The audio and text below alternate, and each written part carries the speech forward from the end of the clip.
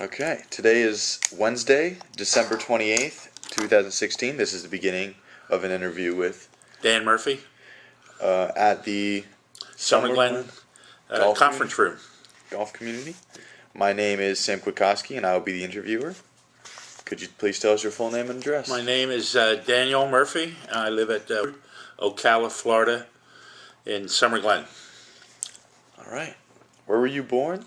In Philadelphia, Pennsylvania, in 1946. How old are you today? I'm 70 years old. Who were your parents and what were their occupations? My mother was a housewife. My father worked for General Electric as a plater, and he also was a barber. Okay. Did you have any siblings? I have a lovely daughter, 48, and a son, 46, both not married, and they live up near Philadelphia, Pennsylvania. Did any of them serve? No, neither one of them served. What were you doing before you entered in the service? School. I got out of school and went right into the service shortly afterwards. Did you draft or were you enlisted? No, I was not drafted. I enlisted. Which branch did you choose? I chose the Navy, and I got into the Seabees, which is construction. So I was in heavy-duty constructions. I used to drive all kind of trucks and bulldozers, whatever they had, we drove them. Why'd you choose the Navy? My brother was in the Navy. I wasn't too crazy about the Army, and I just thought I enjoyed the construction end of it. Where did you serve? I served in Midway Island. It's about 1,200 miles in the middle of the ocean on the Pacific from Hawaii, and that was my first duty station, and my last, matter of fact. Can you describe your basic training? Basic training was just like every other naval enlisted man. It was regiment. It was taught you how to obey orders, how to take orders, how to follow orders, how to clean your, make sure everything is clean and neat, ready to go. Like I said, I came right out of school, so I didn't live on my own for any time at all from the home to the service. So it made me grow up. What weapons did you qualify on during basic training? I did. We didn't have to because we were in the Navy, and we never went to school for any arms at all. It depends on what branch you went in and what specialty you took after boot camp. Boot camp was just boot camp. Then you always went to the school afterwards. I went to the Seabees, so it was heavy-duty construction, and they actually teach you on the job mostly. But I had a lot of experience prior to going in there, and as far as construction was concerned. So, what kind of special training did you receive? Driving tractor trailers, bulldozers, anything that had four wheels or that moved on the ground, we drove. That's pretty exciting. Do you recall your instructors? No, their names. No, I remember the boot camp instructor, but I can't remember his name, and that's 51 years ago. So now I don't remember any of their names. Sorry to say. How did you adapt to the military lifestyle? I thought I adapted very well. It was regimental. You knew exactly what you can do every day, what your job was, when you were on duty, when you were off duty. On Midway, there's naturally it's in the middle of the ocean there, and we did a lot of scuba diving and stuff like that when we weren't working. So it was 8-hour shifts. Unless you had duty, then you had to pull extra duty over and above that. But it was pretty much a 9-to-5 job for me. What do you recall about the physical regiment or the barracks? The barracks was pretty much two bunks in each corridor, and it was a barracks type, but each room had 2 beds in it, so you only shared it with one other guy. So the quarters were very nice on Midway. The accommodations were really nice. What do you remember about the food? Food was good. I mean, they treated us well with the food. You always had choices. You never went hungry because it's 24 hours 7. The meals were open. You could go in there for a snack. So it was very good. I mean, we didn't starve, that's for sure. What about Not the in the social Navy. life? Pardon me? What about in the social life? There was no social life on Midway. The only people that was on Midway were the enlisted men, some officers, and some of the officers' wives. There was no natives or nobody else on the island. It was, if you remember back, it was the Battle of Midway, which was a very big battle back then, World War II. So there was nothing else on the island except your job, and you every 6 months or so, if you wanted to get Liberty, you would have to apply for Liberty and go to Hawaii. So there was nothing except movies and snorkeling and basketball. I mean, they had all the entertainment you wanted to do there. Did you serve during a war? I was in during the 1964. I went in February '64, and I got out in August of '66. We were stationed on Midway to go back and forth to Vietnam if they needed us for any construction. I never made it over there. They never called us, so we did most of everything on Midway there. Were you part of any specific operations? The only operations I had was, like I said, duty driver, so that took care of driving the captain around the island, any other officers, driving the dump truck, anything that moved on the island, transportation, we took care of it. So they were the only special duties I had. What are some memories of going overseas? Well, I didn't know exactly where Midway was until I got my orders. And when I got my orders, I did a little studying before I went over and found out where it was. And the only other thing on that island is goonie birds. And if you ever seen a goonie bird, it's something to see, because they're there on the island, and then they leave, and they have no idea where they go. At least back then, they didn't know where they go. They might have tracked them by now.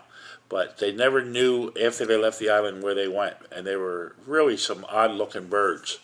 And that was one of the big experiences on the island. How did you travel there? We flew over, and I was there on November the 11th, Veterans Day, and I had duty driver that day. And this is 1965, November the 11th, which is Veterans Day. And the dump truck got stuck down the dump. And when it did, I had to go down and help the guy to get this truck out. And when we went down, I sat in the back seat and he drove.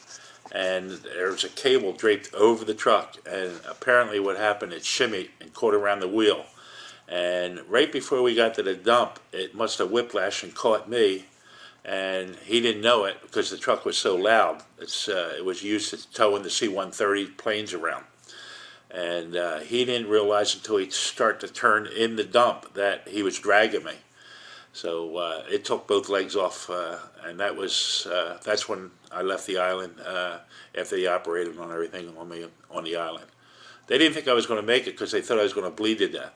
On Midway, there's a airstrip right down the middle of the island. It's only 1.5 miles wide and 3 miles long. And the dump is the far part of the island. Now, our orders were nobody walked on that runway because planes were coming and gone. And if you got caught riding on it with a bike or anything like that, you would be court-martialed. But this guy, apparently, he had to run back and get help because the truck that was stuck down the dump, plus the one that was wrapped around the cable, was still wrapped around the wheels and wrapped around me. So he actually had to run back and get help. And I don't know how he got there because I didn't talk to him after the accident. But I'm hoping he ran across the runway because that was the shortest way to get back to the medics. And then the medics came out and took care of me there. Glad to see you made it. How'd you stay in contact with your family back home? Oh yeah, I was very close to my family, and that helped me quite a bit. My mom and dad are passed away, but I used to call my mother every day, even after I got married, and talk to her. And I still go up every year, at least once or twice, visit the kids, my daughter and my son, and they come down here at least 2 times a year, and we're on the phone twice a week. So we're pretty close. If they need anything, they know where to go, and I'd be there in a couple hours. Did you get enough sleep on the island? Because like I said, it was an 8 to 5 job, and you didn't have to do much. If you weren't on duty, you could go do. You were off duty, so you could do whatever you wanted to do. If you wanted to nap, you wanted to go watch a movie, do whatever you wanted to do. Your time was yours. That's pretty good. Where were you when the war ended? I was home. Let's see, the war ended in what, 70, and I was home, and I was married then, so. I remember Nixon declaring the war was going to be over, and that was in 1970. So I was home and working at the time. What kind of friendships did you form while serving? Not a whole lot, because I left the island, and I was only there for a very short period of time. I never contacted anybody afterwards, and they never contacted me, because it just never did. I don't know why, but I wasn't on the island where I really got close to one particular person to stay in contact with. How long were you over there? I got there February, March, April, May of '64, and I got left there November 11th, 1965. You guys didn't see any combat over there on the island? No combat. It was a peaceful island. It was more for refueling planes. Ships would come in, and then any of the aircraft carriers around the island, the mail would be delivered to Midway, and then they would fly it out by helicopter to the ships. So it was really a spot in the middle of the ocean where they could use it for whatever they needed for repair, supplies, stuff like that.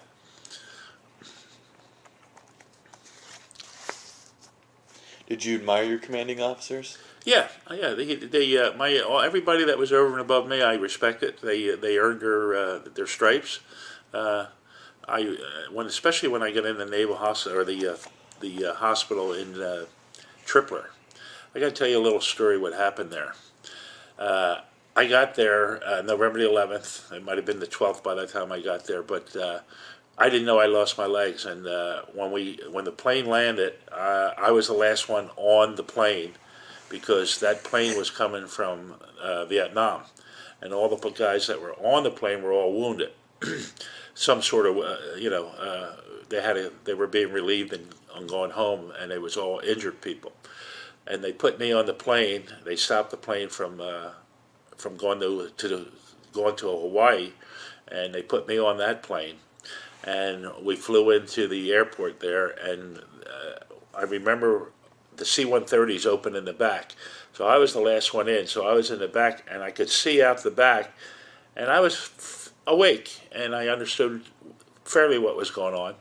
And I seen a couple buses, medical buses out there, where they would put the guys in, and there was one ambulance out there, and I thought to myself, somebody's really, really messed up in here that needs an ambulance.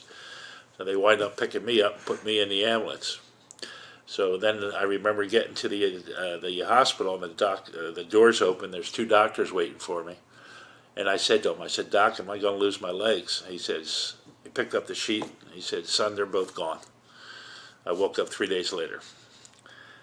And to follow up with that story, I was there, and right before Thanksgiving, about 3 or 4 days before Thanksgiving, I got my orders.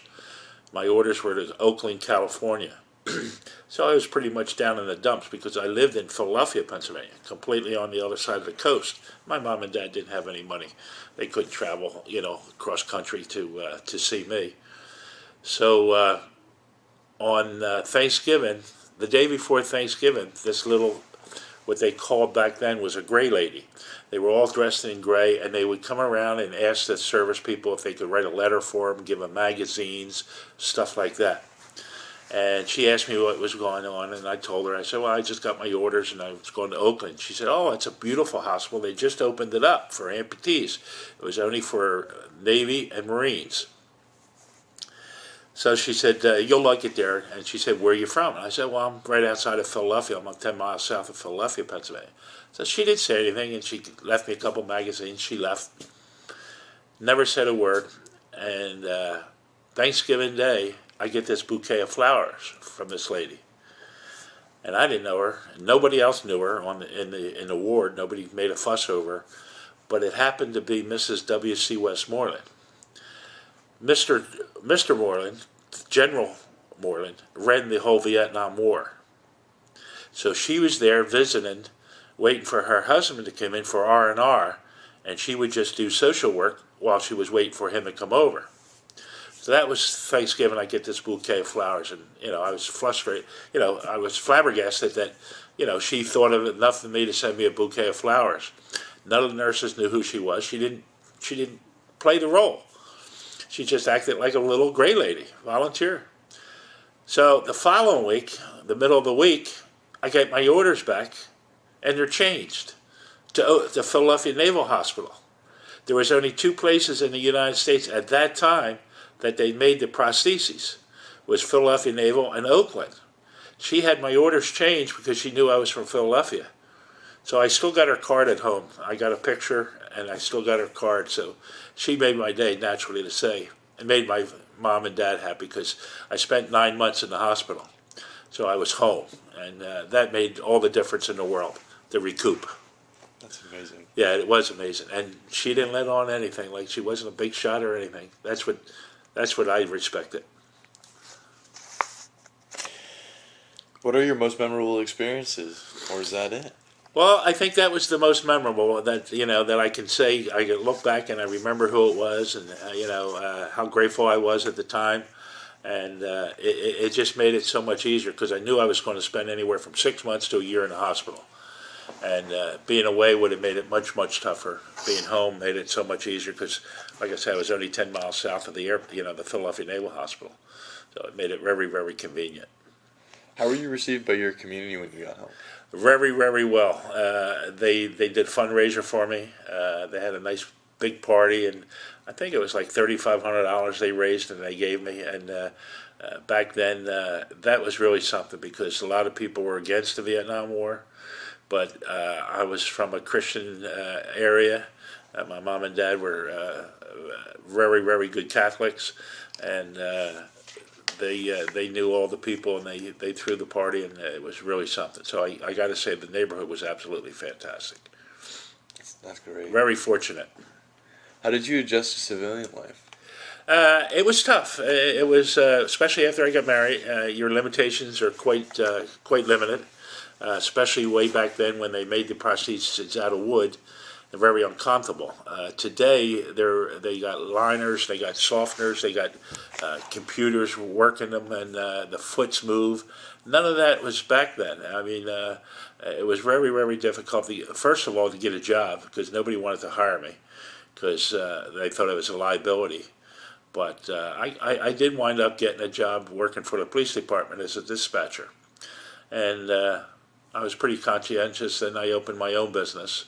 I opened a tavern restaurant business, and then I sold that. And then I opened me and my brother, my other brother, we opened a automobile repair shop, and I worked the front desk and all. So, it was very fortunate that I didn't sit there and moan and groan about it.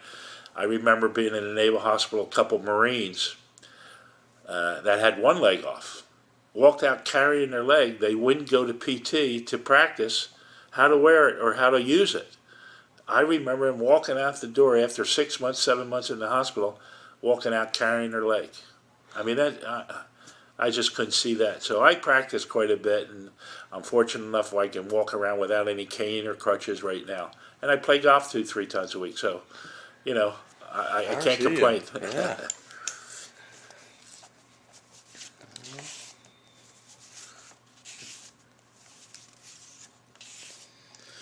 Has your military experience impacted your feelings about war?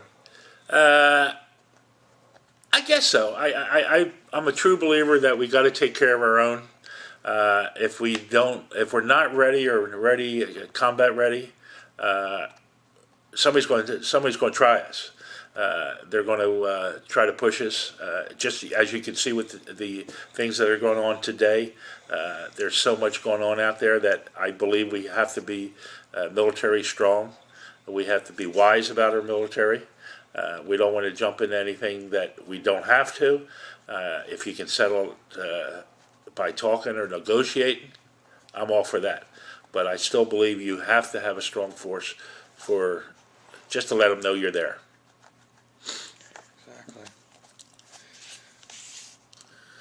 How did your wartime experiences affect your life?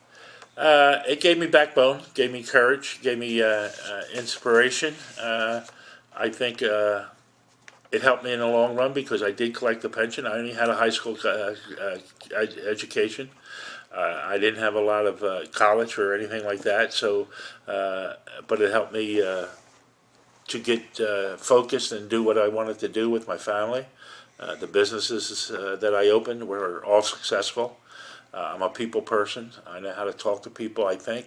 I know how to treat people. I want to be treated the same way as I treat them. And I think that made me very successful in the businesses that I was in.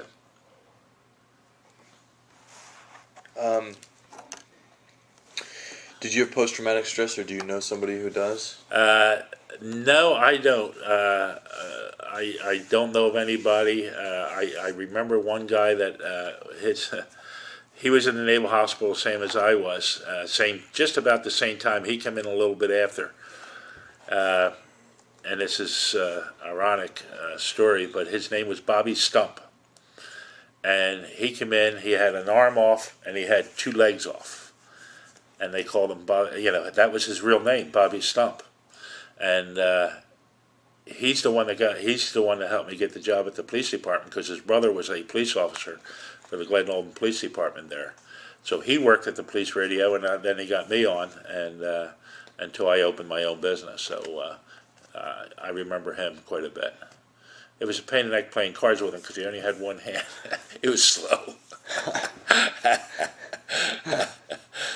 What effect did serving in the military have on your faith?